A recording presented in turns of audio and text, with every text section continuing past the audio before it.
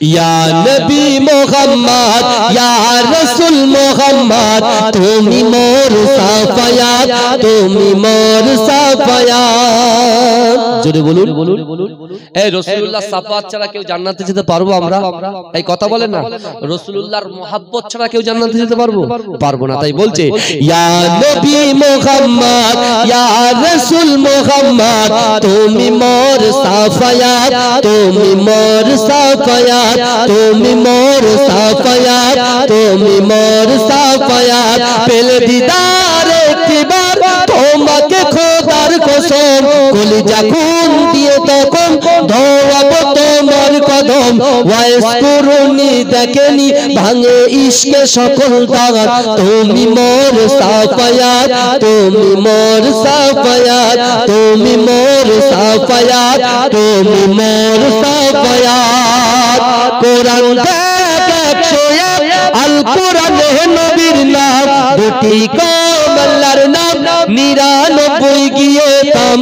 কোরআন দেখ 101 আল কোরআনে নবীর নাম দুটি কম আল্লাহর নাম 99 গিয়ে তাম।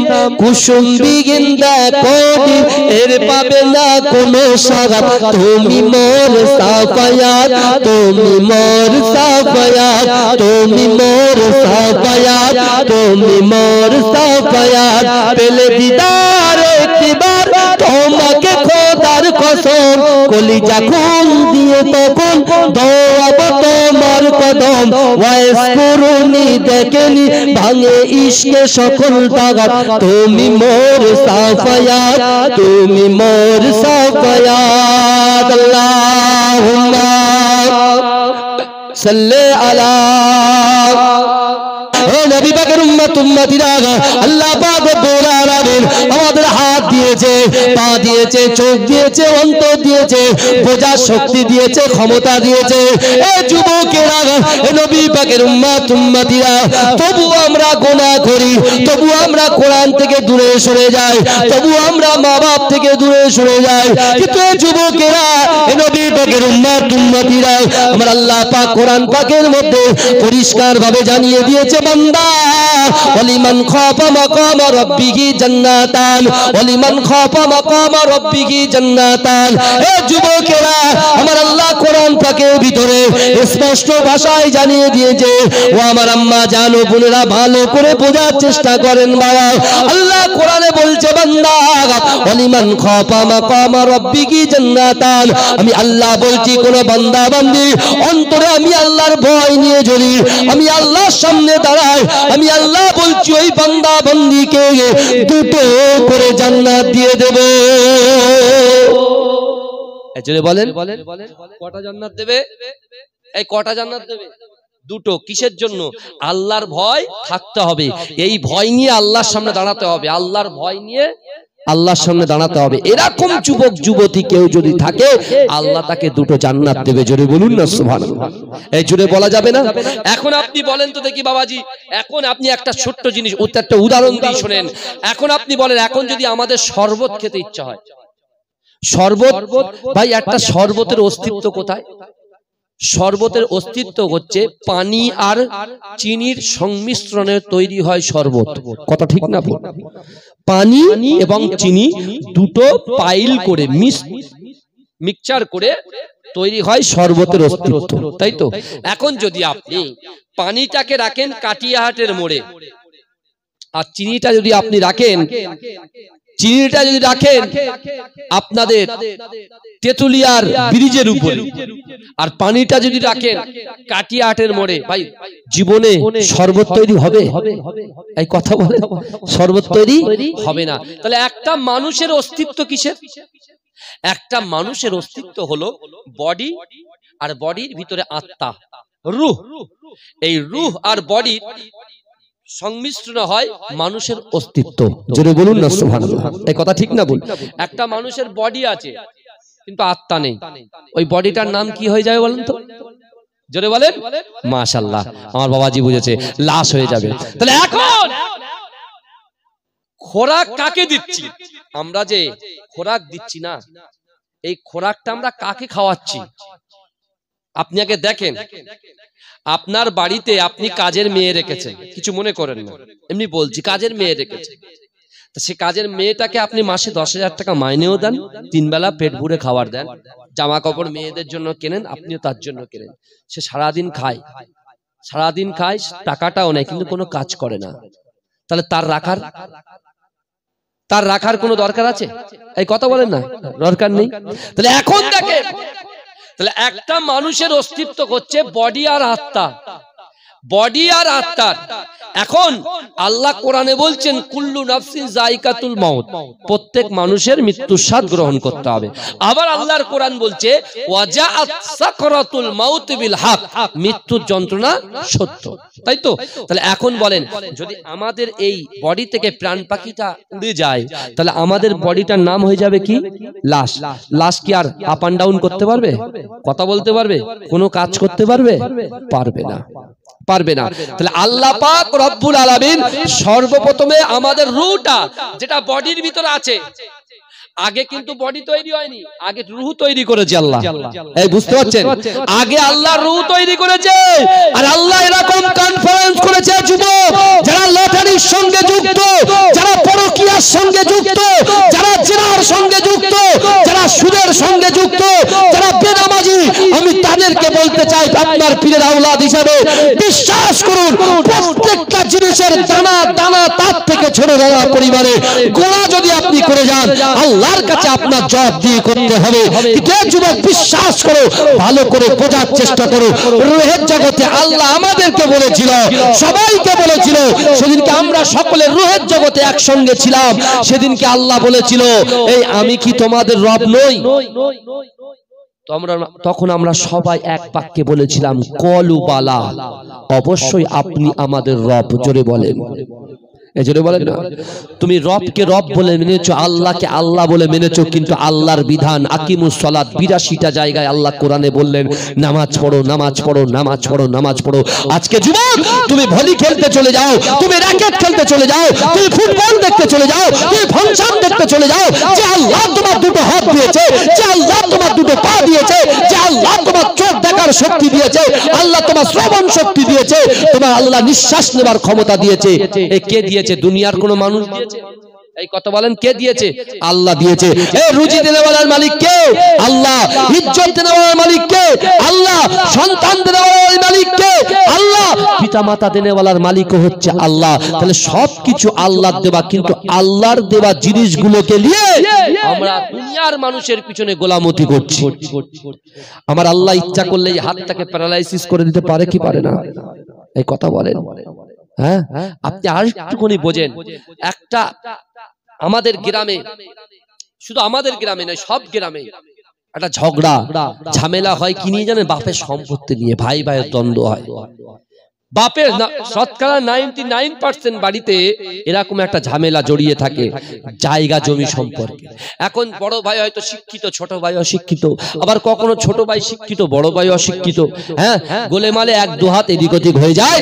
এই এক দু হাত এদিক ওদিক হওয়ার জন্য বড় ভাই তার ফ্রেন্ডদেরকে বলে আমি ছোট ভাইয়ের দিকে তাকাবো না, ছোট ভাই তার ফ্রেন্ডদেরকে বলে আমি বড় ভাইয়ের দিকে তাকাবো না।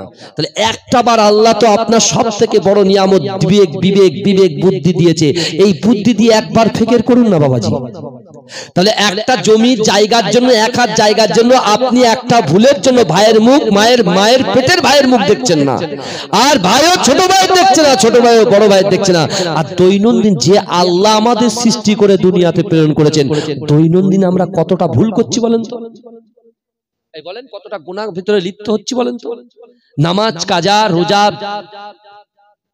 কাজা, পিতামাতার কষ্ট, দ্বন্দ্ব, ঝামেলা, গীবত, গিল্লা, এ ওটা ওইদিকে দিচ্ছে, নানান রকম কাজের ব্যস্ত। তারপরেও মা যেমন তার সন্তানকে ভালোবাসে, মায়ের থেকে 70 গুণ বেশি আল্লাহ তার বান্দা বান্দিকে ভালোবাসে। জোরে বলো, এই জোরে বলবেন না? তাহলে একটু ভাববেন না? এই ভাবার সময় কি আমাদের নাই? হ্যাঁ, আপনি দেখুন না, বিশ্ব নবী রাসূলুল্লাহ সাল্লাল্লাহু আলাইহি ওয়াসাল্লামের সাহাবা, মুসলিম জাহানের দ্বিতীয় খলিফা হযরতে ওমরে ফারুক রাদিয়াল্লাহু তাআলা আনহু জামানায় একজন যুবক ছেলে ছিল। এই যুবক, ভালো করে বোঝার চেষ্টা করো, ওই যুবক ছেলেটা দৈনন্দিন কোরআন তেলাওয়াত করত। জোরে বলেন, দৈনন্দিন কোরআন তেলাওয়াত করত। তার পিতামাতার গিয়ে খেদমত করত, তার পিতামাতার খিদমত করত। শুধু খিদমত করত নয়, 5 ওয়াক্ত নামাজ মসজিদে নববীতে জামাতের সাথে আদায় করত। জোরে বলুন, এ জোরে বলবেন না, এই চিৎকার দিয়ে বলা যাবে না সুবহানাল্লাহ? এর জোরে শুনে পড়েন আল্লাহুম্মা সাল্লি আলা।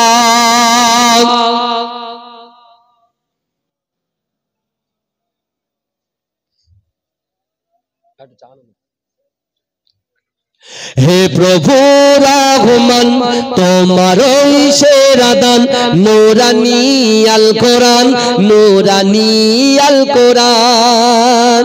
জোরে বলুন না। কোরআন ছাড়া আমাদের কোনো বাঁচার পথই নাই ভাই, ভালো করে বুঝেন। কোরআন ছাড়া আমাদের বাঁচার কোনো রাস্তা নাই, এটা মাথায় রাখবেন। হে প্রভু রহমান, তোমার সেরা দান নূরানী আল কোরআন, নূরানী আল কোরআন, নূরানী আল কোরআন, নূরানী আল কোরআন। কোরআন তাই প্রমাণ দেয় নেই যে তাতে কোনো ভুল, হাকিকাত যার আয়াত সত্য পথ জ্ঞানের মূল। কোরআন তাই প্রমাণ দেয় নেই যে তাতে কোনো ভুল, হাকিকাত যার আয়াত সত্য পথ জ্ঞানের মূল। যার হরফে আছে মধু শান্তি যে অফুরান, নূরানী আল কোরআন, নূরানী আল কোরআন, নূরানী আল কোরআন, নূরানী আল কোরআন। কোরআন জ্ঞানের আধার, আল্লামা জ্ঞানী সত্য পথের দিশা দিলেন কোরআন খানি। জোরে বলুন, কোরআন জ্ঞানের আধার, আল্লামা জ্ঞানী সত্য পথের দিশা দিলেন কোরআন খানি। পাঠ করিলে মধুর বাণী পবিত্র হবে প্রাণ, নূরানী আল কোরআন, নূরানী আল কোরআন, নূরানী আল কোরআন, নূরানী আল কোরআন। হে প্রভু রহমান, তোমার সেরা দান নূরানী আল কোরআন, নূরানী আল কোরআন। সকল রোগের শেফা কোরআন থেকে পাওয়া যায়, এক হরফে 10টি নেকি আমল নামায় জমা হয়। সকল রোগের শেফা কোরআন থেকে পাওয়া যায়, এক হরফে 10টি নেকি আমল নামায় জমা হয়। কোরআন হলো ওই শিবানী মানব জীবন বিধান, নূরানী আল কোরআন, নূরানী আল কোরআন। আল্লাহুম্মা সাল্লি আলা।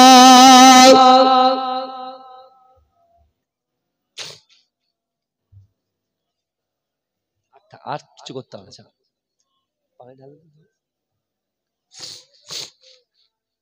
আমার বাবাজিরা ভাইরা ভালো করে বোঝার চেষ্টা করে। আজকে কোরআন ছাড়া আমাদের কোনো পথ নাই। আর সেই বিশ্ব নবীর দ্বিতীয় নম্বর খলিফা হযরতে ওমরে ফারুক রাদিয়াল্লাহু তাআলা আনহু, তানার জামানায় ওই যুবক ছেলেটা দৈনন্দিন পায়ে হেঁটে হেঁটে মসজিদে নববীতে হযরত ওমর হুজুরের পিছনে মুক্তাদি হয়ে দাঁড়িয়ে থাকতেন। জোরে বলুন না সুবহানাল্লাহ, এ জোরে বলেন না। সে ছেলেটা কোরআন তেলাওয়াত করছে, বুঝলেন? কোরআন তেলাওয়াত করতে করতে করতে করতে সূরা রহমান পড়তে পড়তে পড়তে পড়তে এই আয়াতে যখন এসেছে ওয়ালিমান খাফা মাকামা রাব্বিহি জান্নাত, ব্যাস ছেলেটা জীবন চেঞ্জ হয়ে গেছে। জোরে বলুন। এখন ওই যুবক ছেলেটা দৈনন্দিন একটা রুটিন করেছে। কিসের জন্য? পিতামাতার হক আছে না নাই? কথা বলে, পিতামাতার হক আছে না? আল্লাহ কোরআনে কি বলছেন শুনবেন? আল্লাহ কোরআনে, এ যুবক ভালো করে শোনো, যারা পিতামাতার কথা শোনে না। এখনকার ছেলেরা তো 7G হয়েছে, 7G। এদের মা বাপ যদি বলে কোচি স্কুলে যা, বলে তুই যা। যদি বলে কোচি স্কুলে যা, বলে তুই ব্যাগলে তুই গে বস, তুই যা। বুঝতে পারছেন না? কিন্তু এই যুবক, এই যে তুই যা, এই কথাটা তুমি বলো, কিন্তু কোরআনের আয়াতটা শুনে তারপরে বলো। আল্লাহ কোরআনে বলছেন, ফালা তাকুল্লাহুমা উফিউ ওয়ালা তানহারহুমা ওয়া কুল্লাহুমা কওলান কারীমা। আল্লাহ বলছে, বান্দা তোমাদের আচার আচরণে, তোমাদের ব্যবহারে তোমার পিতা মাতা যেন শব্দ না করে। এখন বাপ যদি পয়সা খরচা করে সন্তানকে স্কুলে দিয়ে যদি সন্তানকে বলে তুই যা, আর সন্তান যদি বলে তুই যা, মা কষ্ট পাবে কি পাবে? এই কথা বলে। আর আপনার মা বাপ যদি বেজার হয়ে যায়, ইবাদত সব শেষ, সব শেষ। তাহলে আমাদের কি হতে হবে? চেঞ্জ হতে হবে। কেমন চেঞ্জ? কেউ যদি মনে করে না আল্লাহ যদি হেদায়েত দেয়, কিন্তু আল্লাহ কোরআনে বলছেন, ইন্নাল্লাহা লা ইগাইয়িরু মা বিকওমিন হাত্তা ইগাইয়িরু মা বিআনফুসিহিম। আল্লাহ বলছে, ও বান্দা, আল্লাহ বলছে, বান্দা, ইন্নাল্লাহা লা ইগাইয়িরু মা বিকওমিন হাত্তা ইগাইয়িরু মা বিআনফুসিহিম। যে জাত, যে কওম নিজে পরিবর্তন হবার চেষ্টা করে না, আমি আল্লাহ ওই জাতি, ওই কওমকে কখনোর জন্য পরিবর্তন ঘটাই না। তাহলে চিন্তা করে বিশ্ব নবী রাসূল সাল্লাল্লাহু আলাইহি ওয়াসাল্লামের সাহাবা আমিরুল মুমিনিন হযরত ওমর ফারুক রাদিয়াল্লাহু তাআলা আনহু জামানায় ওই যুবক ছেলেটার মাথায় টুপি ছিল, মুখে দাড়ি ছিল, জুব্বা পরনে ছিল, আর রাস্তা দিয়ে যখন হেঁটে হেঁটে মসজিদে নববীতে নামাজ পড়তে যেত, রাস্তার মিডলে একজন নারী, ব্যভিচারিণী নারী, ওই যুবকটার প্রতি আসক্ত হয়ে পড়লো। সেই যুবকটাকে এক রাত তাকে পেতে চাইলো, কিন্তু তার একবারও সাহস হলো না ওই যুবকটাকে প্রপোজ করা, ওই যুবকটাকে জিনার অফার দেওয়ার ক্ষমতা হলো না। কারণ কি বলেন তো? তার মাথায় টুপি ছিল, মুখে দাড়ি ছিল, পরনে জুব্বা ছিল, আর আল্লাহর ভয়, রাসূলুল্লাহর মহব্বত ছিল। তাই জোরে বলুন, এই জোরে বলেন। এখন বাড়িতে গিয়েছে, তার একটা বৃদ্ধা খাদেমা ছিলেন, সেই খাদেমাকে বলছেন যে আমি ওই ছেলেটা ছাড়া থাকতে পারবো না। খাদেমা বলছে, তুমি ঘাবড়াচ্ছ কেন? তুমি কোনো টেনশন করো না, ছেলেটাকে আমি ব্যবস্থা করে দেবো। ভাইজান, শরীরের ভিতরে নফস যে কন্ট্রোল করতে পারলো, সে কিন্তু নিজেকে সংযত রাখতে পারলো। আর নফস যার এটা ভালো না ওটা ভালো, ওটা ভালো না ওটা ভালো, তার মানে তার সব গেল। বুঝতে পারছেন? হ্যাঁ, আপনি এখন সব থেকে বড় গোনা কি গোনা বলেন তো? আমার নিজের স্ত্রীর কাছে আর ভালো লাগছে না, আমি একটু অন্য চাইছি, ওর থেকে আরো একটু বেশি হ্যান্ডসাম চাইছি। বুঝতে পারছেন না? আবার আমার স্ত্রী ও চাইছে যে না, আমার আর ভালো লাগছে না, আমাকে এর থেকে আরো একটু হ্যান্ডসাম চাই। এই জায়গায় কিন্তু আজকের মুসলমান বিশ্বাস করেন, আজকে দুনিয়ার ভিতরে এত ফিতনা, এত রাহাজানি, এত অত্যাচার। আজকে আমরা মুসলমানরা যদি সঠিকভাবে, আজ থেকে 30 বছর আগে হয়তো বড় বড় অট্টালিকা ছিল না, বড় বড় বাড়ি ছিল না, বড় বড় দোকান ছিল না, মাটির বাড়ির ভিতর থেকে কিন্তু কোরআনের আওয়াজগুলো গুনগুন করে ফজরের নামাজের পরে বেরোতো। জোরে বলুন না সুবহানাল্লাহ। কথা ঠিক বলছি না ভুল বলছি? তখন কিন্তু মুসলমানদের একটা দবদবা ছিল। আর যত এগিয়ে যাচ্ছে সব শেষ হয়ে যাচ্ছে, কারণ এরা কোরআন থেকে দূরে সরে যাচ্ছে। কিন্তু যুবক, কোরআনকে মজবুত করে ধরো, দেখবে ঈমান তাজা হবে। কোরআনকে মজবুত করে ধরো, হুকুকুল্লাহ, আল্লাহর হক, হুকুকুল ইবাদ, সৃষ্টির হক, যেটাকে আমরা বলি বান্দার হক, এই হকগুলো যদি ভাই টু ভাই পালন করতে পারো, হে যুবক বিশ্বাস করো, নামাজের মাসাল্লায় বসে আল্লাহর দরবারে যে দোয়াটা চাইবে, আল্লাহ সেই দোয়াটাকে কবুল করে নেবে। জোরে বল। মুসলিম জাহানের দ্বিতীয় খলিফা হযরত ওমর হুজুরের জামানায় ওই যুবক ছেলেটা ইশার নামাজের পরে মসজিদে নববীর ভিতরে কোরআন তেলাওয়াত করতে করতে যে টাইমটা তার পিতামাতার খেদমতের টাইম, ওই টাইমটা ও পার করে মসজিদে নববী থেকে বেরিয়ে আসছে। বেরিয়ে যখন এসেছে, ওই যুবক ছেলেটা মাথা নিচু করে যখন বাড়ির দিকে আসছে, কি হয়েছে? কি বলছেন ভাই? কি হয়েছে বলেন? কিছু বলছেন বলুন, মুখে তো অনেক অনেক কিছু বলে, বলেন ভাই আসেন কিছু বলবেন।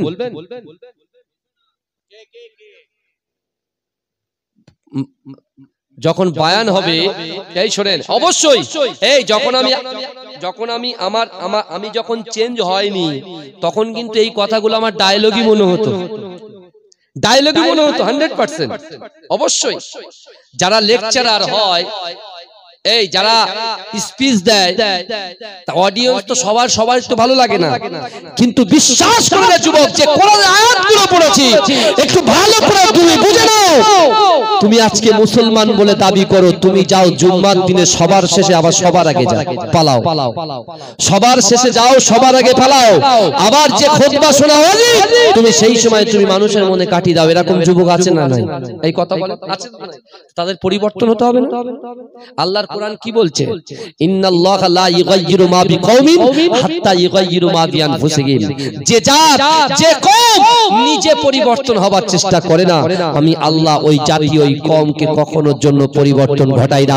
কিন্তু এই যুবক শোনো, তুমি এতদিন ধরে জেনা করেছো, তুমি এতদিন ধরে খারাপ পিকচার দেখেছো, ভিডিও দেখেছো, তুমি এতদিন ধরে পিতামাতার কষ্ট দিয়েছো, তুমি কোরআন পড়তে জানো না, তুমি কোরআন শোনো না, তুমি কোরআনকে মহব্বত করো না। কিন্তু যুবক যারা জেনা করে তাদেরকে আমরা বলি জেনাখোর, যারা সুদ খায় তাদেরকে আমরা বলি সুদখোর, আর যারা লটারি কাটে তারা বলি আমরা লটারিখোর, যারা পিতামাতার কষ্ট দেয় তাদেরকে আমরা বলি ছেলেটা বদমাইশ। কিন্তু এই যুবক এখনো সময় আছে, তুমি লটারি কেটেছো ঠিক আছে, তুমি জেনা করেছো কি ঠিক আছে, তুমি সুদ খেয়েছো ঠিক আছে, তুমি মদ পান করেছো ঠিক আছে, কিন্তু এখনো তোমার কাছে সময় আছে, আল্লাহ কিন্তু ক্ষমা করবে। কোরআনে আল্লাহ বলছেন ইয়া আইয়ুহাল্লাযীনা আমানু তুবু ইলাল্লাহি তাওবাতান নাসুহা। হে বান্দা, ইয়া আইয়ুহাল্লাযীনা আমানু, হে আমার বিশ্বাসী ইমানদার বান্দারা, তুবু ইলাল্লাহি তাওবাতান নাসুহা, তওবার মতো তওবা করো। যদি তওবার মতো তওবা করতে পারো কি হবে? আল্লাহ ক্ষমা করে দেবে। জোরে বলুন, জোরে বলবেন না, জোরে বলবেন না। কিন্তু আমার মায়েরা, বোনেরা, ভাইয়েরা, যুবকেরা বিশ্বাস করুন, আমি যুবকদেরকে ভীষণ ভালোবাসি, কেন আমিও একজন যুবক। কিন্তু একটা কথা বলি, যে কথাগুলো বলে গেলাম কোরআন হাদিস থেকে বলে গেলাম, কিন্তু বিশ্বাস করেন আমার ভাইরা, ওই যুবক ছেলেটা যখন রাস্তা দিয়ে আসছে, আপনি বলেন তো দেখি, এখন আমি যদি গাড়ি নিয়ে যাই কোনো 80 বছর বা 70 বছরের বৃদ্ধা নারী, আমি পরে খাচ্ছি শোনেন, বৃদ্ধা নারী যদি আমাকে দাঁড় করায়, আমি দাঁড়াবো কি দাঁড়াবো? এই কথা বলেন। কিন্তু একটা 12 বছর, একটা 25 বছর বা একটা 13 বছর, 14-15 বছরের মেয়ে যদি দাঁড় করায় সেই টাইমে কিন্তু আমার 10 বার ভাবতে হবে কি হবে না? এই কথা বলেন, ভাবতে হবে কি হবে না? হ্যাঁ, আমাদের ওখানে একটা ইংলিশ মিডিয়াম স্কুল আছে নর্থ পয়েন্ট, বুঝলেন, রাস্তা দিয়ে জলসা করে বাড়ি যাচ্ছে আমরা 4 ভাই, বুঝলেন, বাড়িতে যখন যাচ্ছি মেয়েটা নাইট ড্রেস পরে আমার ছোট্ট বোনটা নাইট ড্রেস পরে সে বেরিয়ে গেছে কোথায়? বাপের একমাত্র বেটি, কোটি কোটি টাকার মালিক তার বাপ, বুঝতে পেরেছেন? কিন্তু মেয়ে থাকবে না, পালিয়ে গেছে, যে কোনো প্রকারের পাঁচিল টপকে ফেলেছে। এখন আপনি বলেন তো দেখি, ওই মেয়েটাকে যদি আমরা না দাঁড় করাই তাহলে মেয়েটার অবস্থা খারাপ হতে পারে কি পারে না? আগে পজিটিভ ভাবলে হবে না, নেগেটিভটা ভাবতে হবে ভাই, তারপরে পজিটিভ আসবে আপনার মাথায়। নেগেটিভটা নিয়ে আগে চিন্তা করেন, আমি গুনাহ করেছি, আগে আমার নিজের আত্মসমালোচনা করতে হবে। কিন্তু আঙুল আমি যখন একটা দিচ্ছি, 3টা আঙুল কিন্তু আমার দিকে আছে, কথা ঠিক না বল? আর আপনাদের কোনো চিন্তা নাই, হুজুর যদি ডায়লগ মারে রাতের বেলা, বিশেষ করে কিয়ামতের মাঠে আপনি দেখবেন হুজুরের শাস্তি আপনি নিজের চামড়া চোখে দেখবেন, কোনো টেনশন নাই। কিন্তু কথাগুলো যেগুলো বলে যায় বোঝার চেষ্টা করেন। হ্যাঁ, ওই বৃদ্ধা রমণী, ওর খাদেমা দাঁড়িয়ে আছে কোথায়? রাস্তার মিডিলে দাঁড়িয়ে আছে।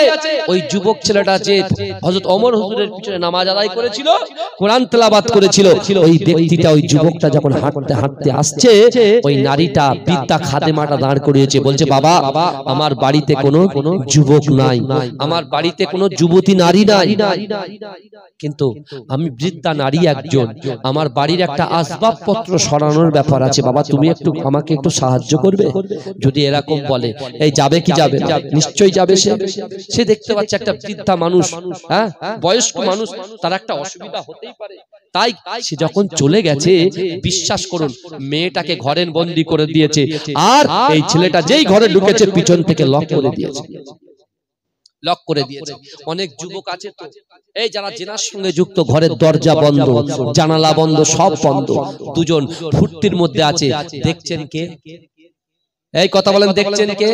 আল্লাহ তো বলছেন অহুয়া মা কুমাইনা মা কুনতুম, বান্দা তোমরা যেখানে আমি আল্লাহ সেখানে। আল্লাহ বলছেন ইন্না রাব্বাকা আলা বিল মিরসাদ, নিশ্চয় আমি আল্লাহ বান্দার দিকে সতর্ক দৃষ্টি রাখি। আল্লাহ বলছেন নাহনু আকরাবু ইলাইয়া মিন হাবলিল ওয়ারিদ, বান্দা আমি আল্লাহ তোর কানের শিরা উপশিরা থেকে তোর কাছে তোর নিকটবর্তী আমি আল্লাহ আছি।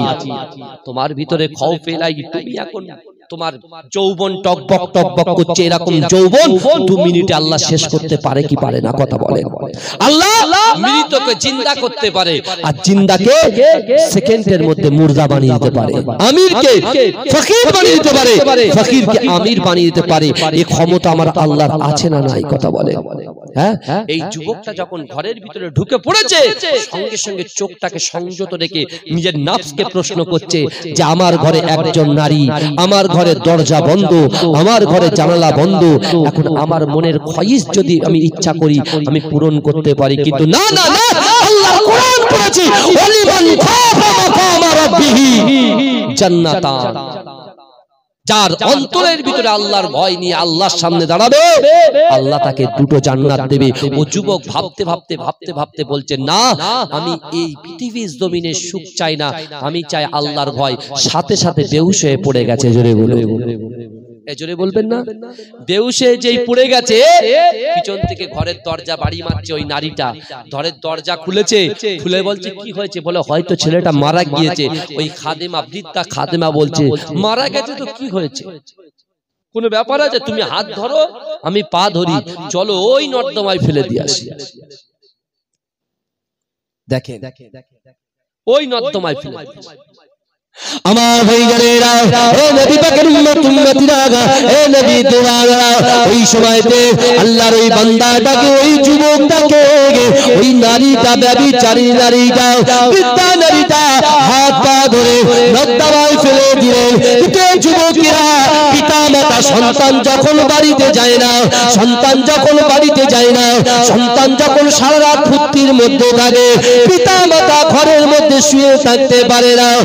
যুবকেরা, নবী পাকের উম্মত উম্মতিরা, ওই সময়তে তার পিতা মাতা অজান নয়নে মনে মনে চিন্তা করেন না না না না না, যে যুবক ছেলেটা মসজিদে নববী শরীফে ঈশার নামাজ পড়া কমপ্লিট করার পরে আল্লাহর কোরআন তেলাওয়াত করে একটা টাইমে তার পিতা মাতার খিদমতে নিয়োজিত হয়, তার পিতা মাতাকে খিদমত করে, আদর করে, মহব্বত করে, তার পিতা মাতার পাটাকে দাবিয়ে দেয়, পাটাকে টিপে দেয়। এই যুবক ছেলেটা যখন আসছে না, পিতা মাতা চিন্তায় পড়ে যায়। মা তার স্বামীকে বলছে না না, আমার সোনা মানিকটা কোথায় আছে, আপনি একটু আগিয়ে গিয়ে দেখেন। এই যুবকেরা, এই যুবক ছেলেটার আব্বা যান যখন হেঁটে হেঁটে তার খোঁজার তালাশের জন্য ঘুরতেছে, এই যুবকেরা, নবী পাকের উম্মত উম্মতিরা কিছু দূর গিয়ে দেখতে পাচ্ছে তার সোনা মানিকটা বেহুশ হয়ে ওই নর্দমার পাশে পড়ে আছে। ওই নর্দমার পাশে যখন পড়ে আছে, একটু ভালো করে বোঝার চেষ্টা করেন। নর্দমার পাশে যখন পড়ে আছে, বাপ যখন ছেলের ওইভাবে পড়ে আছে, কোনো বাপ সহ্য করতে পারবে? বাবাজি বলেন, কোন বাপ সহ্য করতে পারবে? কোন বাপ সহ্য করতে পারবে না। ভালো করে বোঝার চেষ্টা করে, বাপ কি করেছে? তার সন্তানটাকে কোলে তুলে বাড়িতে এনেছে। জোরে বলুন না সুবহানাল্লাহ। মা কাঁদতে শুরু করেছে, মুখে পানি ছিটাচ্ছে। এই বুঝতে পারছেন? মুখে পানি ছিটিয়ে সন্তান যখন চোখটা খুলেছে, সন্তান তখন দেখছে বাড়িতে। বাপ বলছে, বাবা তোমার কি হয়েছে বেটা, তোমার কি হয়েছে, তুমি এইভাবে পড়ে আছো? বলছে না বাবা, না, একজন নারী আমাকে জিনার অফার দিয়েছে, জিনা করানোর জন্য ডেকেছে, কিন্তু আল্লাহকে আমি ভয় করেছি। কারণ আল্লাহর ভয় যদি কোনো যুবক যুবতী নারী পুরুষের ভিতরে থাকে, আর এই ভয় নিয়ে যদি আল্লাহর দরবারে দাঁড়াতে পারে, আল্লাহ তাদেরকে 2টো জান্নাত দেবে। অর্থাৎ আল্লাহর কোরআন আমাকে বাঁচিয়ে দিয়েছে। জোরে বলুন না সুবহানাল্লাহ। এই বলে ছেলেটা সাথে সাথে ইন্তেকাল করেছে। ইন্না লিল্লাহি ওয়া ইন্না ইলাইহি রাজিউন। ইন্না লিল্লাহি ওয়া ইন্না ইলাইহি রাজিউন। ছেলেটা ইন্তেকাল করেছে, বাপ কি করেছে? যেহেতু একটা মেয়ে অপবাদ দেবে যদি, বাপ কি করেছে? কাউকে কিছু না বলে তাকে কাফন দাফন জানাজা পড়িয়ে দাফন করে দিয়েছে। দাফন যখন করে দিয়েছে, নামাজটা পড়াচ্ছে ইমাম কে ছিলেন? মুসলিম জাহানের দ্বিতীয় খলিফা হযরত ওমর হুজুর। বুঝলেন না? যে ওমর হুজুর একজন সারাবি, শরাব পান করছে, ওমরকে দেখেছে পিছনে শরাবের বোতলটা লুকিয়ে রেখেছে, আল্লাহর কাছে তওবা করেছে, শরাবের বোতলটাকে আল্লাহ দুধে পরিণত করে দিয়েছে। জোরে বলে তওবা কবুল করে। চিন্তা করেন, আর যে ওমর হুজুর রাস্তা দিয়ে হাঁটলে শয়তান পর্যন্ত ওই রাস্তায় যেত না, সেই হুজুর নামাজ পড়াচ্ছেন দৈনন্দিন ধরে, পিছনে তাকাচ্ছেন, কিন্তু ওই যুবক ছেলেটাকে আর পাচ্ছেন না। তিনি খোঁজ নিচ্ছেন যে সে যুবকটা গেল কোথায়। সবাই যখন ধরলো, ধরে বলছে সে যুবকটা ইন্তেকাল করেছে, তার বাপ দাফন করে দিয়েছে। বলছে কেন? বলছে অমুক একজন নারী তাকে একটা বাজে প্রপোজাল দিয়েছে, তাকে বাজে ভাবে তার কাছে রাখতে চেয়েছে, তাকে অফার দিয়েছে, তাই সে আল্লাহর ভয়ে ইন্তেকাল করেছে। কিন্তু তার বাপ বলছে যে শুধুমাত্র এই কোরআনের আয়াতটা সে পড়েছে, ওয়ালিমান খাফা মাকাম রাব্বিহি জান্নাতান। জোরে বলুন না সুবহানাল্লাহ। আমার ভাইজানেরা, হে নবী পাকের উম্মত উম্মতিরা, হে নবী দেওয়ানরা, মুসলিম জাহানের দ্বিতীয় খলিফা হযরত ওমর ফারুক রাদিয়াল্লাহু তাআলা আনহু ওই যুবক ছেলেটার বাপটা হাত ধরে বলছে, চলো চলো তোমার সন্তানকে যেখানে দাফন করেছো ওই জায়গায় আমাকে একটু নিয়ে চলো। এ যুবকেরা, ওই সন্তানের পিতা ওই সময় হযরত ওমর হুজুরের হাতটা ধরে এমন করে সেই যুবকের কবরের সামনে হাজির করে দিয়েছে। এ যুবকেরা, নবী পাকের উম্মত উম্মতিরা, হযরত ওমর হুজুর রাদিয়াল্লাহু তাআলা আনহু ওই যুবকের কবরের সামনে গিয়ে ওই কবরের দিকে লক্ষ্য করে এই কবরবাসীকে বলছে, এ যুবক ছেলে, কবরের ভিতরে তুমি তো আছো, বলো বলো বলো বলো আল্লাহ পাক তোমার সাথে কেমন ব্যবহার করছে, বলো বলো বলো বলো আল্লাহ পাক তোমার সঙ্গে কেমন ব্যবহার করছে। এ যুবকেরা, ওমর হুজুর বলার পরে ওই কবর থেকে আওয়াজ আসে, এ আমিরুল মুমিনিন, না না না, আল্লাহ পাক রব্বুল আলামিন আমার সঙ্গে ভালো ব্যবহার করছে। এ আমিরুল মুমিনিন, না না না, আল্লাহর কোরআন সত্য, আল্লাহর ওয়াদা সত্য, আল্লাহর রাসূল সত্য, আল্লাহর রাসূলের মুহাব্বত সত্য। না না না, আল্লাহর কোরআনে বলেছে, ওয়ালিমান খাফা মাকাম রাব্বিহি জান্নাতান, যার ভিতরে আল্লাহর ভয়, অর্থাৎ আল্লাহর সামনে দাঁড়ানোকে ভয় করে আসবে, আল্লাহ পাক তাকে দুটো জান্নাত দেবে। ওয়ালিল মুমিনিন, আমি আল্লাহর ভয় দিয়ে এসেছি, অর্থাৎ আমার ইন্তেকালের সাথে সাথে আমার আব্বা যখন কবরে দাফন করেছে, দাফন করার সাথে সাথে আল্লাহ পাক আমার জন্য দুটো জান্নাতকে বরাদ্দ করে দিয়েছে। জোরে বলবেন, এই জোরে বলা যাবে না সুবহানাল্লাহ। তাহলে আল্লাহর কোরআন মিথ্যা না সত্য? এই কথা বলেন। এখন কেউ যদি মনে করে, কেউ যদি ব্যক্তিগত কেউ যদি মনে করে যে আমি যে কোরআনের আয়াতগুলো পড়ছি, যে ইন্না রাব্বাকা লাবিল মিরসাদ, নিশ্চয় আল্লাহ সবকিছু দেখেন, এই যে চাটা আমাকে দিয়েছেন আমি চাটা পান করব, এটা আমার আল্লাহ দেখছেন তো? কথা বলেন না, দেখছেন কি দেখছেন না? কথা বলেন না। এবারে শোনেন, আমরা মনে করি যে আমরা যে যত বেশি দান করব তত আগে জান্নাতে যাব। অত সহজ নয়, অত সহজ নয়।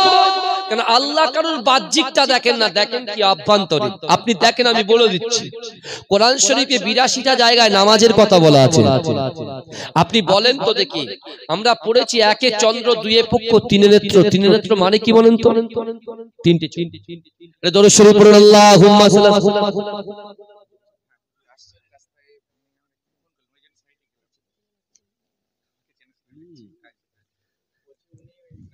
আচ্ছা ঠিক আছে, কোনো অসুবিধা নেই, ভাইজান আসুক না, কোনো অসুবিধা নেই, 1 ঘন্টা পরে আসলেও কোনো সমস্যা নেই ইনশাআল্লাহ।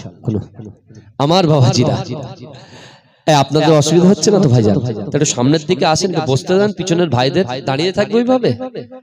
আপনারা বসবেন না দাঁড়িয়ে থাকবেন ভাই? চলে আসেন ভিতরে, চলে আসেন। একটু দরুদ শরীফ পড়েন। আল্লাহুম্মা সাল্লি আলা সাইয়্যিদ। চেপে আসেন বাবাজি, জায়গা গরম হয়ে গেছে, একটু এই সামনের দিকে একটু ওই পিছনের লোকগুলো ঢুকতে দেন ভাই। এই সামনে ফাঁকা আছে তো আসেন। বসবে না? এক একজন যদি বসে আর কি। হ্যাঁ, আমার ভাইজান তো আসছে আলহামদুলিল্লাহ, আমার পরেও তো কিন্তু আলোচনা করবেন। হ্যাঁ, এই দেখেন ভালো করে শোনেন, আমরা বলি না একে চন্দ্র, দুয়ে পক্ষ, তিনে নেত্র। তিনে নেত্র মানে হচ্ছে তিনটি চোখ ভাই। বিশ্বাস করেন আমাদের সকলের চোখ কিন্তু তিনটে। কটা চোখ? তিনটে। কিন্তু আমরা চোখ বুঝালে মাঝখানেরটা দেখতে পাইনি। কারণ কি? কারণ কি? আল্লাহ রাসূল বলছেন, আলা ইন্না ফিল জাসাদি মুদগাতান। এই শুনেন, আলা ইন্না ফিল জাসাদি মুদগাতান ইজা সালুহাত সালুহাল জাসাদু কুল্লুহু ওয়া ইজা ফাসাদাত ফাসাদাল জাসাদু কুল্লুহু আলা ওয়াহিয়াল কাল। এটা একটা হাদিস। তারপর আল্লাহ রাসূল আরেকটা হাদিস বললেন, ইন্না হাযিহিল কুলুবা তাজদাউ কামা ইয়াজদাউল হাদিদ ইজা আসাবাউল মা। ক্বালু আমা জালাহু ইয়া রাসূলুল্লাহ? ক্বালা কাসরাতু যিকরিল মাউত ওয়া তিলাওয়াতুল কুরআন। ভালো করে শুনুন। তাহলে আয়নাতে যদি আলকাতরা লাগিয়ে দেওয়া যায়, সে আয়নাতে কি মুখ দেখা যায়? কথা বলে। তাহলে আমরা যখন নামাজ পড়ছি না, আমাদের ওই তৃতীয় নম্বর চোখে কিন্তু একটা স্পট পড়ছে, একটা দাগ পড়ছে। এরকম দাগ পড়তে পড়তে একটা মাছ, আমার মায়েরা যারা মাছ কোটে, আঁশ দেখেছেন, একটা আঁশের পর আর একটা আঁশ, আর একটা আঁশের উপরে আর একটা আঁশ, ঠিক এইভাবে ওই গুনাহ করতে করতে করতে করতে আমাদের ওই চোখটা একেবারে কালো হয়ে গেছে। এখন আমরা এটাকে কিভাবে চেঞ্জ করব, পরিবর্তন করব? আল্লাহ রাসূল সেটাও বলে দিলেন উম্মতকে। কি বললেন? যে ইন্না হাযিহিল কুলুবা, নিশ্চয়ই কলবের মধ্যে মরিচা পড়ে। মরিচা মিন্স ময়লা, ময়লা পড়ে। তারপরে কি বলছেন? তাজদাউ কামা ইয়াজদাউল হাদিদ ইজা আসাবাউল মা। যেমন ভাবে একটা লোহার উপরে পানি পড়লে লোহাটা জং ধরে যায় না বাবাজি? জং ধরে তো। এখন ওই জংটা যদি সিরিজ কাগজ দিয়ে ভালো করে ঘষেন, ওটা পরিষ্কার হয় কি হয়? কথা বলে। তা আল্লাহ রাসূলের একজন সাহাবা বলছেন, ইয়া রাসূলুল্লাহ, লোহার উপরে পানি পড়লে লোহাটা যখন জং ধরে যায়, ওটাকে সিরিজ কাগজ দিয়ে ঘষলে সেটা পরিষ্কার হয়ে যায়, কিন্তু মানুষের শরীরের ভিতরে যে কাল, ওর ভিতরে যে ময়লাটা পড়ে, সেটা পরিষ্কার হবে কি করে? সেটা পরিষ্কার কি করে করবে? তাহলে কি করে পরিষ্কার করতে হবে? তাহলে একটা সুন্দর কঞ্চি কাটতে হবে, হ্যাঁ, নারকেলের ছোবড়া নিতে হবে, ভালো করে টাইট করে জড়িয়ে গাল হা করে গালের ভিতরে ছেলেকে বলতে শুধু ঢাল, আপ অ্যান্ড ডাউন। হবে? কথা বলেন, হবে না আমার ভাইরা, হবে না। তাহলে কি করতে হবে? তাহলে হাদিসের ভিতরে ঢুকতে হবে, বসতে হবে, জানতে হবে, আর সেটাকে মানুষের কাছে বন্টন করতে হবে। কারণ আমার রাসূলুল্লাহর কাছে আবু জেহেল বলেছিল কোরআনটা বাইরে দেবেন না। আল্লাহর রাসূল বলছে যতদিন থাকবো আমি রাসূলুল্লাহ, আমার নিয়ত আমি কোরআনটাকে সারা বিশ্বের জমিনে বন্টন করব। জোরে বলেন। রাসূলুল্লাহর নিয়ত সাকসেস হয়েছে? হয়েছে না হয়নি? কথা বলেন। কিন্তু আমার ভাইরা, আল্লাহ রাসূল বললেন, তাহলে আমরা যে কলবের মধ্যে ময়লা, বাজে নজর, ভাই শয়তানের নজরের থেকে মানুষের নজর কিন্তু আরো খারাপ, এটা মাথায় রাখবেন। যার নজর খারাপ তার সব খারাপ, যার নজরটা ভালো অর্থাৎ নফসকে যে কন্ট্রোল করতে পারলো তার সব ভালো। জোরে বলেন না সুবহানাল্লাহ। ও যে কোনো মুহূর্তে তওবার স্তরে আসবে, আল্লাহ কবুল করবে। আর একজন আছে, হুজুর আজকে বলেছে, কড়া বায়ান হয়েছে, ও জিরামুখ করে ফজরের নামাজে উঠেছে, নামাজটা পড়েছে, পড়ার পরে লোক বলছে, হ্যাঁ রে কি ব্যাপারে তোর মনে এত খুশি? বলে জানিস তো ফজরের নামাজ পড়লাম, আজ ফজরের নামাজ পড়লাম, আজ ফজরের নামাজ পড়লাম। সব জায়গায় যাচ্ছে শুধু বলছি ফজরের নামাজ পড়লাম, ফজরের নামাজ পড়লাম, ফজরের নামাজ পড়লাম। ঠিক আছে, দৈনন্দিন 10 দিন সে বন্ধু আর বলে না, বলে হ্যাঁ রে সে নামাজ বলে, সে হুজুর বলেছিল, মনটা একটু নরম হয়ে গেছে, কিন্তু আর সে হয় না, বুঝলি, ঘুম ভাঙে না। অথচ ওই ছেলেটা মোবাইলে সারাক্ষণ ফেসবুক, সারাক্ষণ ইউটিউব দেখছে, সারাক্ষণ সুন্দর সুন্দর মুভি দেখছে, তাতে ওনার সময় আছে। আর যে আল্লাহ তোমার চোখ দিয়েছে, ওই চোখ দিয়ে তুমি দেখছো, যে আল্লাহ তোমার হাত দিয়েছো সেই হাত দিয়ে তুমি কি করছো বলেন ডিভাইসটাকে কন্ট্রোল করছো তাই না কথা ঠিক বলছি না ভুল বলছি তাহলে আল্লাহ ইচ্ছা করলে হাতটাকে প্যারালাইসিস করে দিতে পারে কি পারে না পারে কিন্তু আল্লাহ করছেন না আমার রাসূলুল্লাহর ওসিলায় জোরে বলে এই জোরে বলবেন না সুবহানাল্লাহ এই জোরে বলা যাবে না তাহলে কলবের ভিতরে যদি মরিচা পড়ে কি হবে আল্লাহ রাসূল আবার বলে দিলেন ইন্না হাযিহিল কুলুবা তাজদাউ কামা ইয়াজদাউল হাদিদ ইযা আসাবাহুল মা ক্বালু আমা জালাহু ইয়া রাসূলুল্লাহ ক্বালা কাসরাতুয যিকরিল মাউত ওয়া তিলাওয়াতুল কুরআন এ যুবকেরা এ আমার আম্মা জানো বোনেরা একটু ভালো করে বোঝার চেষ্টা করেন আল্লাহ রাসূল জানিয়ে দিলেন ইন্না হাযিহিল কুলুবা নিশ্চয় কলবের মধ্যে মরিচা পড়ে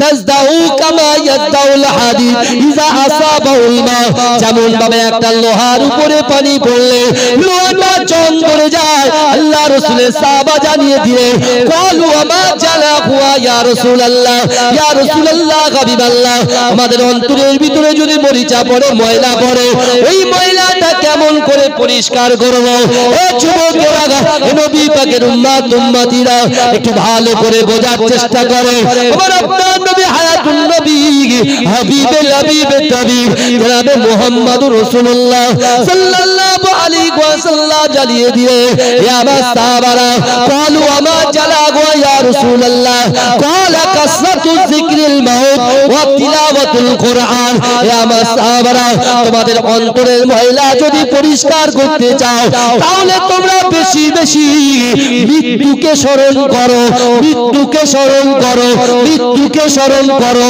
ওয়া তিলাওয়াতুল কুরআন বেশি বেশি করে কুরআন তিলাওয়াত করো এই জোরে বলেন তাহলে কি হবে কলবের ময়লা পরিষ্কার হবে কিন্তু অনেক যুবক তো কোরআনই পারে না তাহলে এখন যদি আমি বলি তোমার কোরআন শিখতে হবে তাহলে কি আমি ভুল বলছি কথা বলেন না ভুল বলছি না কিন্তু আমার ভাইরা ভালো করে বোঝার চেষ্টা করেন এই শুনেন আল্লাহর রাসূল সাল্লাল্লাহু আলাইহি ওয়াসাল্লাম মসজিদে নববী শরীফে বসে আছেন আর একটা যুবক ছেলে আল্লাহর রাসূল সাল্লাল্লাহু আলাইহি ওয়াসাল্লামের দিকে তাকিয়ে তাকিয়ে দেখছেন জোরে বলুন না সুবহানাল্লাহ এই জোরে বলা যাবে না সুবহানাল্লাহ নারে তাকবীর এটা দরুদ শরীফ পড়েন আল্লাহ আসবে না নাকি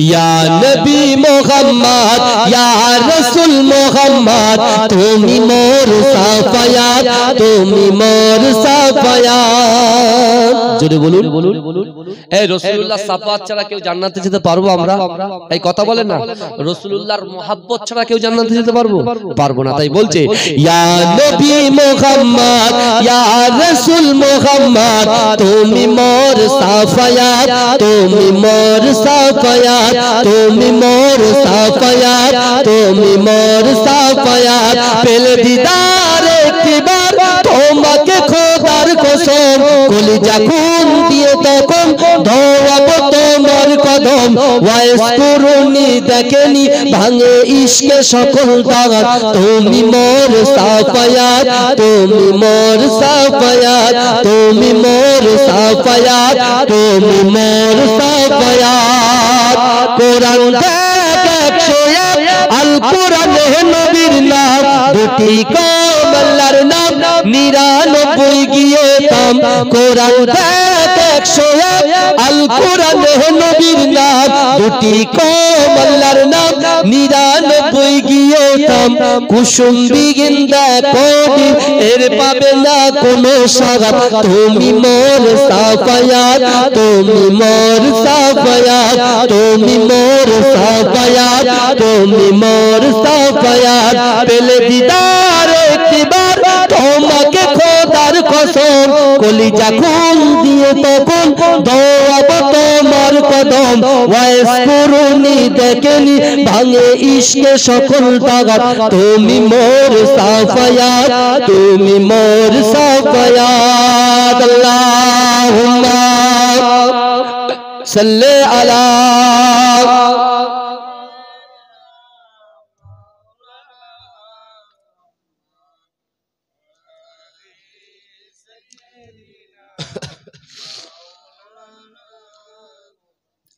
আমার বাবাজিরা ভাইরা তাহলে আজকে আমাদেরকে একটু পরিবর্তন হতে হবে কারণ বিশ্ব নবী রাসূলুল্লাহর মহব্বত ভালোবাসা যদি আল্লাহর ভয় যদি আমাদের ভিতরে না থাকে তাহলে সব জায়গায় আমাদের হার হয়ে যাবে কবরেও হার হবে আখিরাতেও হার হবে আর যদি বিশ্বাস করেন কোরআনকে বুকে আগলে রেখে দৈনন্দিন কোরআন তেলাওয়াত যদি আপনি করতে পারেন আপনি স্লিপ খেয়ে হয়তো কুপথের দিশার দিকে যাবেন এই কোরআন কিন্তু ম্যাগনেট হিসাবে চুম্বক হিসাবে আপনাকে ওই খারাপ রাস্তা থেকে টেনে এনে আপনাকে ইহদিনাস সিরাতাল মুস্তাকিমের পথে পরিচালিত করবে জোরে বলুন এই জোরে বলা যাবে না এই উসমানী শাসন রাজ্যে উসমানী শাসন আমলে একজন বাদশা ছিল যার নাম হচ্ছে হযরতে সুলাইমান কানুনী রাহমাতুল্লাহ আলাইহি কি নাম বললাম সুলাইমান কানুনী এই শুনেন আমরা মানুষকে না দেখে না বুঝে না চলে তাকে আমরা দোষারোপ করি কি করি না কথা বলে মানুষকে না দেখে না জেনে না বুঝে সেই মানুষের বিরুদ্ধে বিদ্যাচরণ করি কুরুচিকর মন্তব্য করি তাদের নিয়ে বাজে বাজে ভাষা ইউজ করি ল্যাঙ্গুয়েজ ইউজ করি কিন্তু এই যুবকেরা ভালো করে বুঝে নাও এই সুলতান সুলাইমান কানুনী রাহমাতুল্লাহ আলাইহি তিনি একদিন বাড়িতে এসে তিনি ঘুমিয়ে পড়লেন ঘুমিয়ে পড়ার পরে তিনি স্বপ্ন দেখেছেন এমন একটা ডরানোওয়ালা স্বপ্ন দেখেছেন সে উঠে তার উজিরকে বলছে তুমি আমার জন্য ঘোড়া রেডি করো কারণ আমি আমার রাজত্বের ভিতরে নিজে একা একা ঘুরবো ঘুরে দেখবো কে খেতে পাচ্ছে কে পাচ্ছে না কার দুঃখ আছে তার কষ্ট আছে কে কেমন ভাবে আছে আমি সেটা নিজে চোখে দেখবো হ্যাঁ ভালো করে বোঝে সুলতান সুলাইমান কানুনী রাহমাতুল্লাহ আলাইহি তার উজির ঘোড়া রেডি করলেন পিছনে একটা গার্ড তার ঘোড়াও রেডি করলেন চলতে শুরু করলেন এই ভালো করে শুনেন চলতে শুরু করলেন করতে করতে তিনি দেখলেন একটা লাশ পড়ে আছে কি পড়ে আছে রাস্তায় একটা লাশ পড়ে আছে আর কিছু মানুষ এরকম কুকুর বিড়াল ছাগল পড়ে থাকলে কোনো লোক দাঁড়িয়ে থাকে না সব সাইড দিয়ে বেরিয়ে যায় যদি একটা মানুষ থাকে কিন্তু সবাই ভিড় জমায় কি জমায় না কথা বলে জমায় কিতে যুবকেরা ভালো করে বোঝার চেষ্টা করেন সুলতান সুলাইমান কানুনী রাহমাতুল্লাহ আলাইহি তিনি যখন এরকম ভাবে দাঁড়িয়ে আছেন কোথায় দাঁড়িয়ে গেলেন কোন জায়গায় দাঁড়িয়ে গেলেন কোন জায়গায় দাঁড়িয়ে গেলেন সুলতান সুলাইমান কানুনী ভাইজান উঠে গিয়ে কথা বলেন জান সে বাইরে গিয়ে কথা বলেন সুলতান সুলাইমান কানুনী তিনি কি বলছেন যে লাশটা পড়ে আছে লোকগুলো দাঁড়িয়ে আছে বলছে কি ব্যাপার তোমরা দাঁড়িয়ে আছো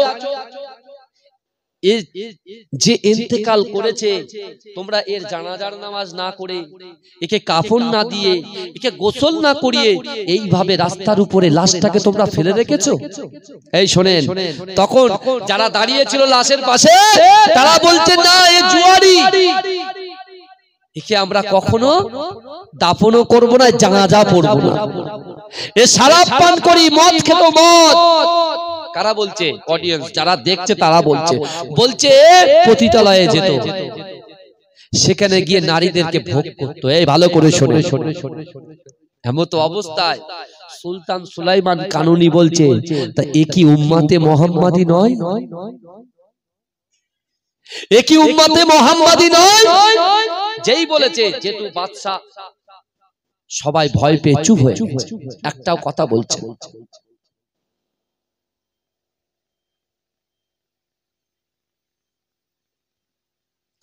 এ সাবির গাড়ি আওয়াজ হচ্ছে কেন রে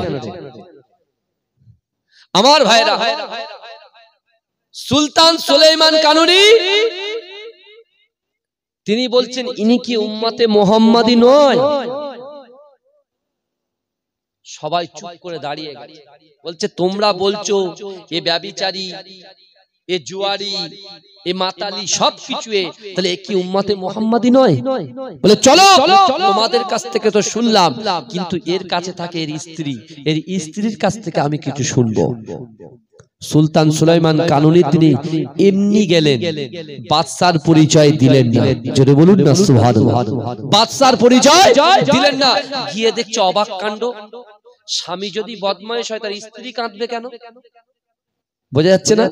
স্বামী যদি জুয়ারি হয়, মাতালি হয়, ব্যভিচারী হয়, তাহলে স্ত্রী এত কান্না কাঁদছে কেন?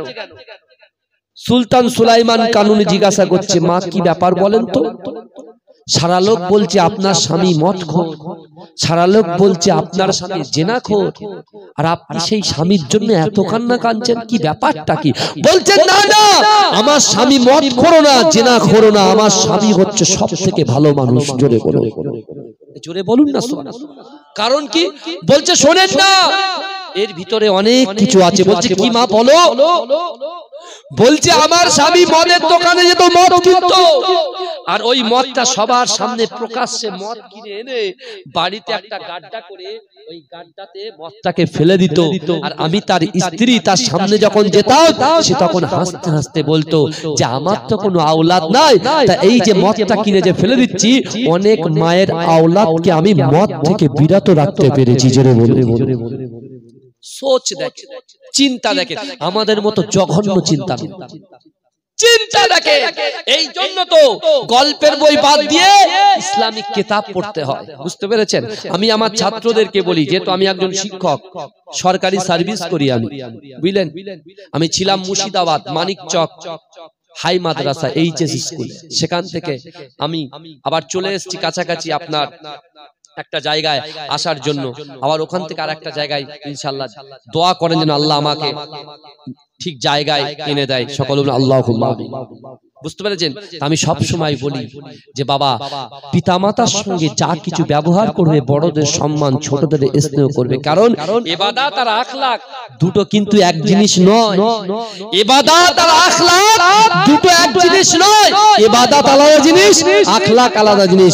যার ভিতরে ইবাদত আছে, আখলাক নাই, চরিত্র নাই, স্বভাব নাই, তার ইবাদত গণ্য হবে না আল্লাহর কাছে। আবার যার আখলাক ভালো, চরিত্র ভালো, ক্যারেক্টার ভালো, ইবাদত ভালো নাই, আল্লাহর কাছে ও ক্যারেক্টারের, ও চরিত্রের কোনো দামও নাই। তাহলে দুটোই ভালো হতে হবে, দুটোই ভালো হতে হবে। বোঝা যাচ্ছে আমার কথা? কিন্তু আমার ভাইরা একটু ভালো করে বোঝার চেষ্টা করেন। সুলতান সুলাইমান কানুনী বলছে যে আপনার স্বামী এত জুয়ারি মাতালি, তারপরে আপনি কাঁদছেন। বলছেন না, আমার স্বামী পতিতালয়ে যেত, সেই পতিতালয়ের নারীকে তার হাতে তার গচ্ছিত সম্পদটা তুলে দিত, দিয়ে বলতো মা তুই আর জেনা করিস না, মা তুই বাড়িতে চলে যা। যখনই সেই মেয়েটা টাকা নিয়ে বাড়িতে চলে যেত, আর আমার কাছে এসে বলতো একজন যুবককে জেনা থেকে আল্লাহ দূরে রেখেছে। জোরে বলুন, জোরে বলুন, বলুন। তখন বউ কাঁদতে কাঁদতে, স্ত্রী কাঁদতে কাঁদতে বলছে যে না, আপনি যে এরকম প্রকাশ্যে মদের দোকান থেকে মদ কিনছেন, পতিতালয়ে যাচ্ছেন, লোক তো আপনাকে বলবে, আপনার কেউ জানাজা পড়বে না, নামাজ পড়বে না, কেউ আপনাকে কাফন দেবে না, দাফন দেবে না। তখন বলছে, বলে শোনো, আমি যখন ইন্তেকাল করব, তুমি দেখবে বাদশা সুলতান সুলাইমান কানুনী সে এসে তার উজিরেরা মিলে আমার জানাজার ইমাম হবে। জোরে বলো। এখন স্ত্রীর সামনে কথাটা বলছে কে? স্ত্রীর সামনে যে এসছে সে কে? সে তো সুলতান, যে ওয়াদা করেছিলেন, যে ওসিয়াত করেছিলেন যে আমার জানাজা নামাজ পড়াবে কে? আমাদের রাজত্বের বাদশা সুলতান সুলাইমান কানুনী রহমাতুল্লাহ আলাইহি।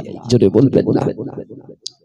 আমার ভাইজানেরা, হে নবী পাকের উম্মতিরা, হে নবী দেওয়ানারা, বিশ্ব নবী রাসূলুল্লাহ সাল্লাল্লাহু আলাইহি ওয়াসাল্লাম মদিনার মসজিদে নববী শরীফে সাহাবাদেরকে জানিয়ে দিয়েছে, ইয়া সাহাবারা, না না না, আমি রাসূলুল্লাহ জানিয়ে দিলাম, ইন্নাল আবদা লা ইয়ামালু আমালা আহলিন নার ওয়া আন্নাহু মিন আহলিল জান্নাত ওয়া ইন্নামাল আমালা আহলিল জান্নাত ওয়া আন্নাহু মিন আহলিন নার ইন্নামাল আমালু বিল খাওয়াতির।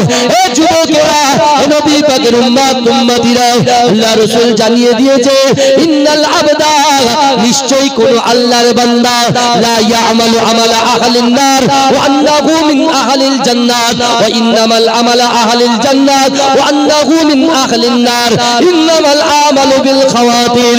এ যুবকেরা, নবী পাকের উম্মতিরা, বিশ্ব নবী রাসূলুল্লাহ বললেন, ইন্নাল আবদা, নিশ্চয়ই কোন আল্লাহর বান্দা, লা ইয়ামালু আমালা আহলিন নার, নিশ্চয়ই কোন আল্লাহর বান্দা জাহান্নামবাসীদের কাজ করে, নিশ্চয়ই কোন আল্লাহর বান্দা জাহান্নামবাসীদের কাজ করে, জাহান্নামে যেতে এক পা বাকি, জাহান্নামে যেতে এক পা বাকি। এ যুবকেরা, জাহান্নামে যেতে এক পা বাকি, ওই যুবকের দ্বারায়, ওই পুরুষের দ্বারায়, ওই নারীর দ্বারায় আমার আল্লাহ পাক এমন একটা কাজ করিয়ে নেয়, তার ঠিকানাটা দয়ার জান্নাত হয়ে যায়। জোরে হবে না? এটা জোরে হবে না? ভালো করে বোঝার চেষ্টা করে। আল্লাহর রাসূলের হাদিস বলছি, আর তাকদীর অধ্যায়ে পাবেন, মুসলিম শরীফের হাদিস। আল্লাহ রাসূল বলছেন, ইন্নাল আবদা, নিশ্চয়ই কোন আল্লাহর বান্দা, লা ইয়ামালু আমালা আহলিন নার,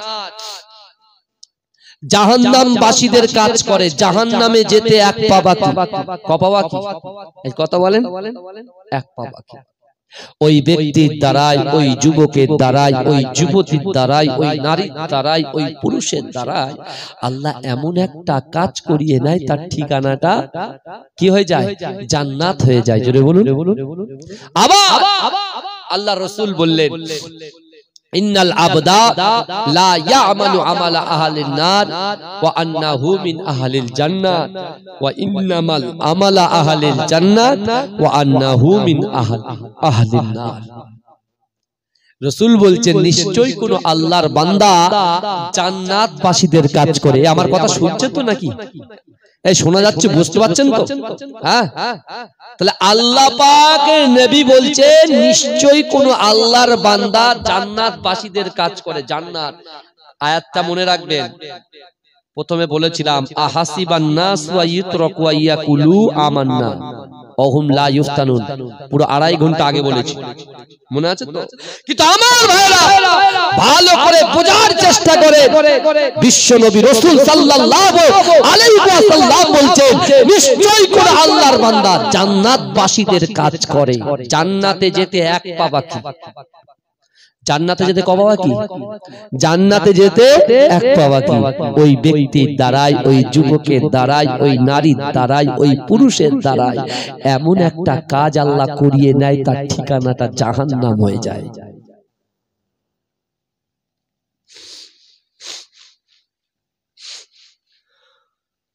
আমার ভাইজানেরা, হে নবী পাকের উম্মতিরা, হে নবী দিওয়ানারা, একটু ভালো করে বোঝার চেষ্টা করেন। আল্লাহ রাসূলের প্রিয় সাহাবা দাঁড়িয়ে গিয়ে অজয় কাঁদতে কাঁদতে আল্লাহ রাসূলকে বলতে লেগেছে, ইয়া রাসূলুল্লাহ, ইয়া হাবিবাল্লাহ, না না না, আমরা তো হাদিসটাকে বুঝতে পারলাম না, আপনার কথাটাকে বুঝতে পারলাম না। ইয়া রাসূলুল্লাহ, ইয়া হাবিবাল্লাহ, যার যাওয়ার কথা জান্নাতে সে যাচ্ছে জাহান্নামে, যার যাওয়ার কথা জাহান্নামে সে যাচ্ছে জান্নাতে। এই যুবকেরা, একটু দিল দিয়ে, মন দিয়ে শোনার চেষ্টা করেন। আল্লাহ রাসূলের সাহাবা বললেন, ইয়া রাসূলুল্লাহ, ইয়া হাবিবাল্লাহ, যার জান্নাতে যাওয়ার কথা সে যাচ্ছে জাহান্নামে, যার জাহান্নামে যাওয়ার কথা সে যাচ্ছে জান্নাতে। এই যুবকেরা, নবী পাকের উম্মতিরা, আমার রাসূলুল্লাহ সাল্লাল্লাহু আলাইহি ওয়াসাল্লাম অজয় কাঁদতে কাঁদতে সাহাবাদের মাঝখানে বলেছিলেন, হে আমার সাহাবারা, ইন্নামাল আমালু বিল খাওয়াতির, ইন্নামাল আমালু বিল খাওয়াতির, ইন্নামাল আমালু বিল খাওয়াতির। প্রত্যেকটা জিনিস আমি রাসূলুল্লাহ তোমাদেরকে জানিয়ে দিলাম, প্রত্যেকটা জিনিস নিয়তের উপরে নির্ভরশীল। জোরে বলেন না সুবহানাল্লাহ। কি বুঝলেন? তাহলে যার জান্নাতে যাওয়ার কথা এক পা বাকি, তার দ্বারাই আল্লাহ এমন একটা কাজ করিয়ে নিচ্ছেন, সে যাচ্ছে জাহান্নামে। আর যার জাহান্নামে যেতে এক পা বাকি, তার দ্বারাই আল্লাহ কি জান্নাত দিয়ে দিচ্ছে। আল্লাহ রাসূল বললেন ইন্নামাল আমালু বিল খাওয়াতিন। তাহলে প্রত্যেকটা জিনিস কিসের উপরে নির্ভরশীল বাবাজি? নিয়তের উপরে নির্ভরশীল। আজকে যে জালসাটা দিয়েছেন, পীরের আওলাদকে নিয়ে এসেছেন, আমি গুনাহগার এসেছি, আমার মুজাদ্দেদ জামান দাদা হুজুর পীর কেবলা সর্বপ্রথমে যে মাদ্রাসাটা নিজের বাড়িতে স্থাপিত করেছেন, বুঝলেন, স্থাপন করেছেন, ওই মাদ্রাসার প্রথম সুপারিনটেন্ডেন্ট ছিলেন আমার পরদাদা আহমদ আলী হামিদ জালালি রাহমাতুল্লাহ আলাইহি। জোরে বলেন। 22 বছর খেদমত করেছেন। ক বছর? এই কথা বলেন। 22 বছর। বুঝতে পারছেন না? 22 বছর। তাহলে আপনি চিন্তা করেন, এখন সুলতান সুলাইমান কানুনীর ওই রাজত্বের ওই যুবক, ওই ব্যক্তি, ওই মুরব্বী নিয়ত করেছিল যে আমি মানুষকে কুপথের দিশা থেকে সঠিক পথের দিশা, সঠিক পথের সন্ধানটা আমি দেখাবো, অর্থাৎ ইহদিনাস সিরাতাল মুস্তাকিমের পথটাকে দেখিয়ে দেব। জোরে বলুন না সুবহানাল্লাহ। সে নিয়ত করেছিল। বাবাজি, এখন আমাদের এখানে আমরা যারা বসে আছি, বাবাজি আপনি বলেন তো, আমাদের কাছে অর্থ নাই, সম্পদ নাই, ইজ্জত নাই, কিচ্ছু নাই। এখন আমাদের দিলের ভিতরে আপনি আল্লাহ পাক 3টে মসজিদকে সবথেকে বেশি সম্মানিত করেছেন। এই পৃথিবীর টোটাল অল ওভার ওয়ার্ল্ডে, এই পৃথিবীতে আল্লাহ 3টে মসজিদকে সম্মানিত করেছেন। কটা? এই জোরে বলেন। 3টে মসজিদ। মসজিদের নাম কি? একটা হলো কাবা বাইতুল্লাহ শরীফ, যে নামাজ পড়বে 1 লক্ষ রাকাতের সওয়াব পাবে। জোরে বলেন। দ্বিতীয় মসজিদুন নববী, নামাজ পড়বে 50,000 রাকাতের সওয়াব পাবে। তৃতীয় মসজিদ বাইতুল মুকাদ্দাস, যেটা ফিলিস্তিনে অবস্থিত, তাই তো? বাইতুল মুকাদ্দাস, নামাজ পড়বে 25,000 রাকাতের সওয়াব পাবে। জোরে বলে। জোরে বলবেন না সুবহানাল্লাহ। জোরে হবে না? তাহলে আপনি চিন্তা করেন, তাহলে আমাদের যে কাবা বাইতুল্লাহ শরীফে গেলে নামাজ পড়লে 1 লক্ষ রাকাতের সওয়াব, আপনি বলুন তো দেখি, সেই মসজিদে, সেই কাবা শরীফে আমাদের যাওয়ার ইচ্ছা আছে না নাই? জোরে বলেন। এই কথা বলেন না। আছে। তাহলে আপনার আমার ইচ্ছা আছে, কিন্তু আমাদের কাছে অর্থ নাই, সম্পদ নাই, কিচ্ছু নাই। যাব কি করে? যাওয়া সম্ভব না অসম্ভব? টাকা থাকলে যাওয়া যাবে, আর টাকা না থাকলে যাওয়া যাবে না। এই ধারণাটা করাই ভুল। ধারণাটা করাই ভুল। আরে তুমি রাসূলকে মহব্বত করো, আল্লাহকে ভয় করো, দৈনন্দিন নামাজের পাটিতে আল্লাহর কাছে ফরিয়াদ করো, আল্লাহ আল্লাহ আল্লাহ।